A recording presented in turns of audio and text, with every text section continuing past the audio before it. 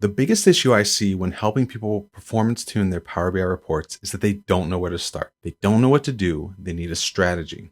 Performance tuning is very simple at its core. It involves 3.5 steps. First, isolate the source of the problem. In SQL Server, this means identifying which queries are running the slowest or consuming the most resources. In Power BI, you have to determine if this is an issue with refresh, rendering, or in the case of direct query, potentially both. If it's a rendering issue, you have to figure out which visual is the biggest problem. Next, you need to measure. You need some way to benchmark performance. Like when you go to see the eye doctor and they say better 1, better 2, better 1, better 2. You can do some of this by feel and guesswork.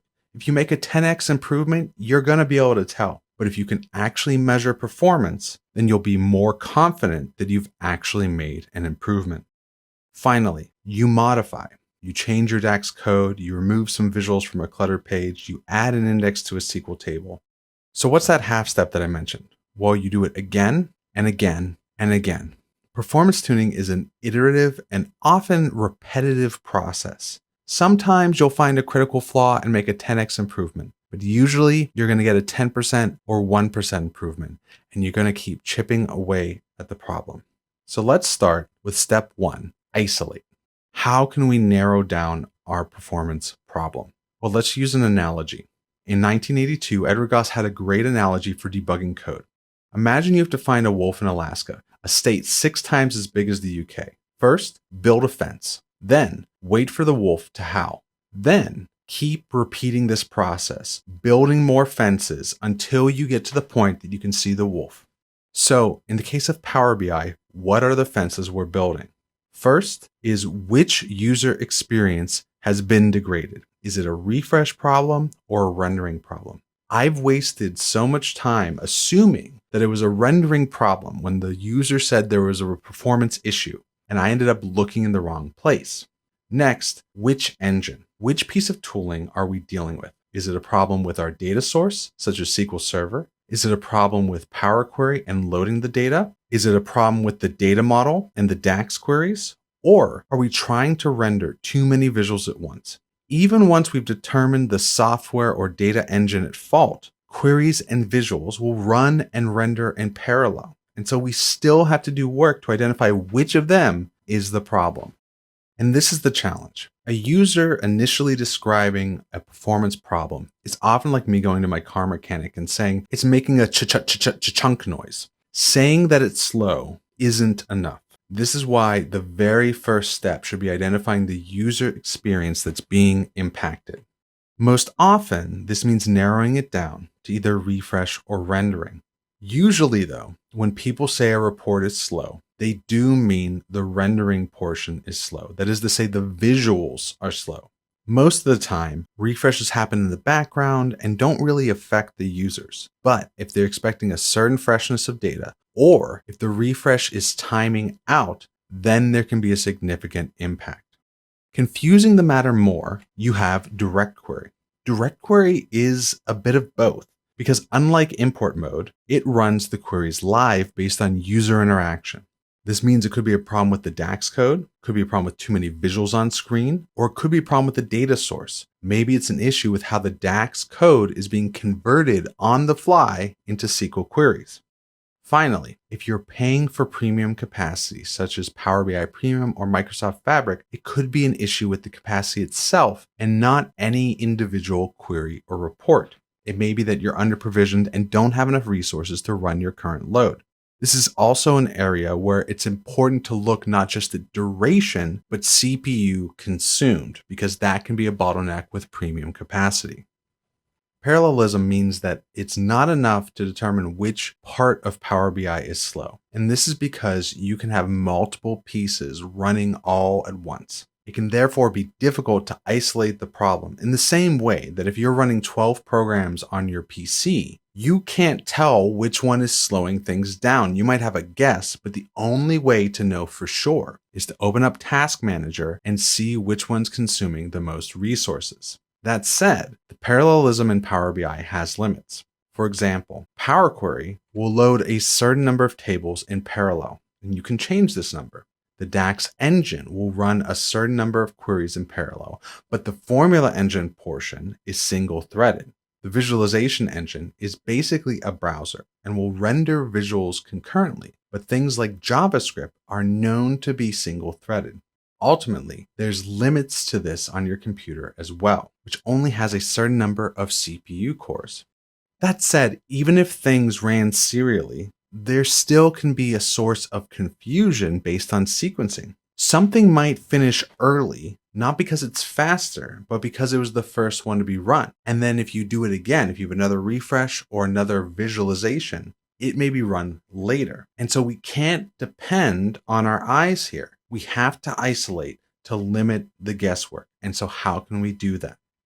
One option is to run things individually. For example, you can manually refresh individual tables with Power Query and see how long each one takes. You can use a tool like DAX Studio to manually run DAX queries individually, although you'll want to also empty out the cache beforehand for ideal isolation. You can manually refresh a single visual using the built-in performance analyzer. Or if you're lazy, just copy and paste the report page and delete all the visuals except for one. Not ideal, but it works. Another approach is to use a tool, a monitoring tool that can monitor all the refresh queries, all the DAX queries, or all the visuals. Then you can sort by duration and start focusing your efforts there. You can still have some fluctuations in your measurements, but in my experience, the worst offender is often an order of magnitude slower than the rest. So what monitoring tools should you be using? Here's my recommendations for each component. If your data source is in SQL Server, I recommend learning how to use extended events. It's lightweight and provides a lot of flexibility. For Power Query and your refresh, I recommend the Refresh Visualizer by Phil Seymour, since this is the easiest to read out of all the tools that can tell you about the refresh. Now you will have to learn how to use SQL Server Profiler to get it the data that it needs. For DAX queries, I recommend DAX Studio because it's straightforward to use, but also can provide very detailed metrics. Finally, for the rendering, I recommend the Performance Analyzer built into Power BI Desktop. So, we've isolated the problem. Now, we need to measure how long our refreshes take, how long our queries take, how long our visuals take. One of the things that is particularly frustrating about learning how to performance tune Power BI is you're going to have to learn a bunch of different tools. Some of these tools and features are built into Power BI Desktop. These are the most convenient to learn because you don't have to install anything new. And at some companies, you're not allowed to install external tools.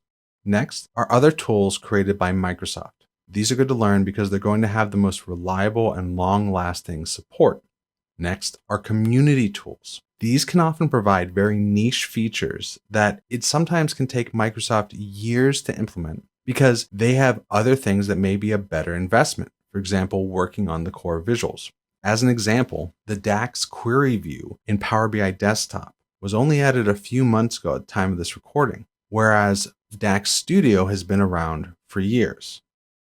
I'm going to briefly show you over a dozen different tools and features available. Many of these help you measure performance, some measure the size of your data model, others identify fixes that you can implement. In a later clip, I'll go through each of these one by one, but I just want to give you a lay of the land. First, as I said, are tools and features built into Power BI Desktop or your browser in the case of DevTools. Next are those tools and features provided by Microsoft outside of Power BI. Then there's community tools. And finally is the DAX Optimizer. I'm not entirely sure where to put this because it's a paid tool. The point of this graphic is not to overwhelm, but to give you some general buckets to start working with and thinking about when it comes to organizing these tools. But if you need a starting point, I recommend learning Performance Analyzer and DAX Studio first. The Performance Analyzer is great because it will give you metrics on both the DAX queries behind your visuals and how long the visuals take to refresh. Then, whenever you want to further optimize your DAX queries and get more detailed metrics, you can use DAX Studio. So many performance problems can be solved with just these two tools. So now we're at our last step. We need to modify, we need to make changes. But modify what exactly? It's not entirely intuitive. In a lot of cases, the answer depends on the urgency of your issue. If you have a very acute and urgent performance problem, then in general aim for less data and simpler logic. This may mean pre-filtering your data to the last 3 years, or pre-calculating columns so that you have simpler DAX logic, or just getting rid of certain visuals that are on your screen.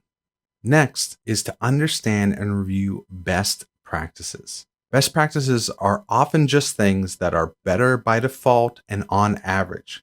That doesn't mean that you always have to do them, and sometimes it's not the right choice. But these are a great starting point and will lead you to fall into the pit of success, so to speak. I cover some of these best practices in the Why Is It Slow video, and I cover a lot more in later modules. In addition to watching videos like mine and reading books to learn these best practices, you can run a best practices analyzer, such as the one available in either Tabular Editor for your data model or Report Analyzer for your visuals. These can give you a solid list of things to look into. But personally, I'm not satisfied just blindly following other people's advice. Over time, you should learn the internals of Power BI. Indexes can dramatically improve SQL performance if you build them correctly. Using the right data types can dramatically shrink the size of your data model in Power BI if you understand how Power BI stores, compresses, and retrieves data. And then you can learn when you should break the rules. Finally, a lot of it is trial and error. There's plenty of times where I would change a filter or use one function instead of another just to see how it affected performance. Sometimes it would help, and sometimes it would make things worse. Be patient with yourself during this process. Now, I know there's people saying, Eugene, you have to give me something. You can't just say, use best practices. So here's 2. If you only learn and apply 2, here's the 2. First, implement query folding. I go into more detail in a later module, but the short version is that this is a Power Query feature that allows you to push certain data transformations back to the data source. This is the number one way to improve performance in Power Query by simply not doing the work in Power Query. Next is to apply a star schema, which is common in data warehousing and is the optimal shape in Power BI. The idea of a star schema, very roughly, very quickly, is that your data model looks vaguely like a star. You have your fact or transaction table in the middle, tracking the business events that run your business, and then it's surrounded by dimensions or reference tables. By default, on average, this will give you great performance because it best aligns with how the Power BI engine compresses the data and how it retrieves it. If you want to learn more about star schema or just good data modeling in general, the best book that I can recommend is Analyzing Data with Microsoft Power BI and Power Pivot for Excel. It helped me learn a lot of the fundamentals because I learned all this stuff in bits and pieces, and it will teach you DAX along the way.